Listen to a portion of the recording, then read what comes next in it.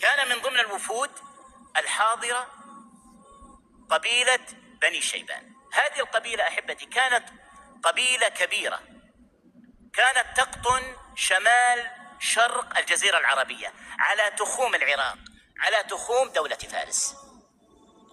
وكان النبي عليه الصلاة والسلام في زياراته للقبائل كان يأتي بأبي بكر الصديق. لما؟ أبو بكر كان عالما بالأنساب وبأيام العرب، كان يعرف القبائل جيدا، ولذا النبي عليه الصلاة والسلام إذا دخل على قبيلة ينظر إلى حالها، إن كانت ليست قبيلة قوية دعاها إلى المنهج القديم: قولوا لا إله إلا الله تفلحوا، فقط يريد منهم الإسلام.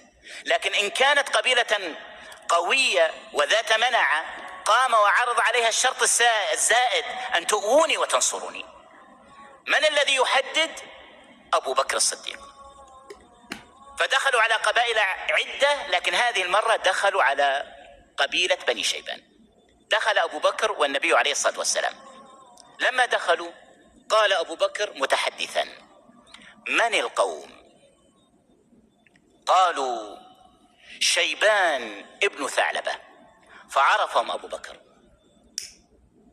قال أبو بكر: ومن فيكم؟ من معكم؟ قالوا: مفروق بن عامر، وهانئ بن قبيصة، والنعمان بن شريك، والمثنى ابن حارثة. المثنى اسم معروف مشهور من قادة المسلمين بعد ذلك في فتح فارس.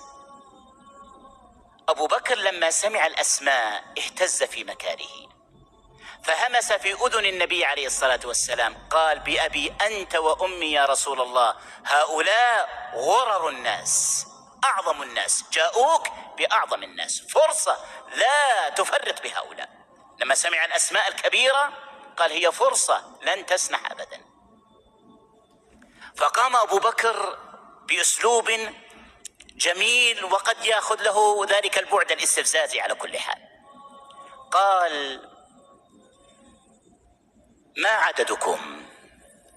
كم العدد؟ عادة القبائل أنها تفاخر بأعدادها. فتكلم مفروق بن عامر ويبدو أنه كان المتحدث الرسمي باسم القبيلة. قال: نحن نزيد على 1000 ولا يغلب 1000 من قلة. كانت العرب تفاخر برقم 1000 حتى تدرك رقم 1000. عدد المشركين في بدر كانوا 1000، وكانوا يرونه عددا ضخما في قبيلة ينتسب إليها أعداد كبيرة من الناس في الجزيرة العربية، فكانوا يتحدثون عن هذا الرقم بشيء من المفاخرة: إنا لنزيد على 1000. ثم يأتي بعبارة: ولا يغلب 1000 من قلة. ثم قام أبو بكر وسأل سؤالا، هذا الذي هزهم، هز مفروق.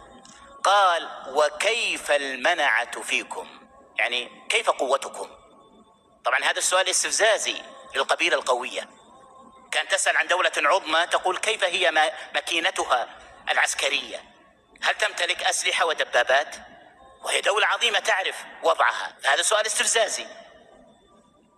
فقام مفروق ورفع صوته قال: إنا لأشد غضبا حينما نلقى. حينما تواجهنا القبائل نحن أشد الناس غضبا.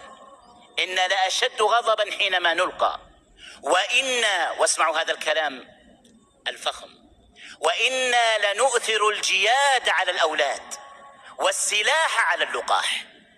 الواحد منا يتمنى أن تولد له فرس يفضله على الولد، ويفضل السلاح على الزروع والخضروات، وهذا ينم عن شجاعة فائقة، أن تتغزل بفرسك وبسلاحك وتفضله على الأولاد واللقاح، هذا ينم عن شجاعة. ثم قال كلاما رائعا يدل على الموضوعية. قال: وإنما النصر من عند الله، مرة لنا ومرة علينا. ما أظهر شجاعة فائقة يقول نحن في كل مواجهاتنا مع القبائل ننتصر، لا، مرة لنا ومرة علينا، مرة نفوز ومرة ننهزم، لكن إنما النصر من عند الله.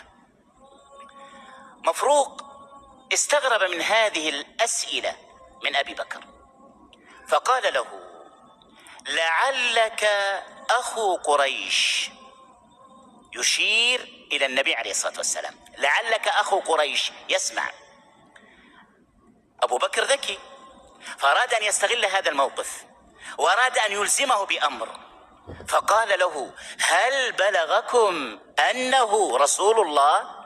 يعني دعونا نتفق أنه رسول الله. هل بلغكم أنه رسول الله؟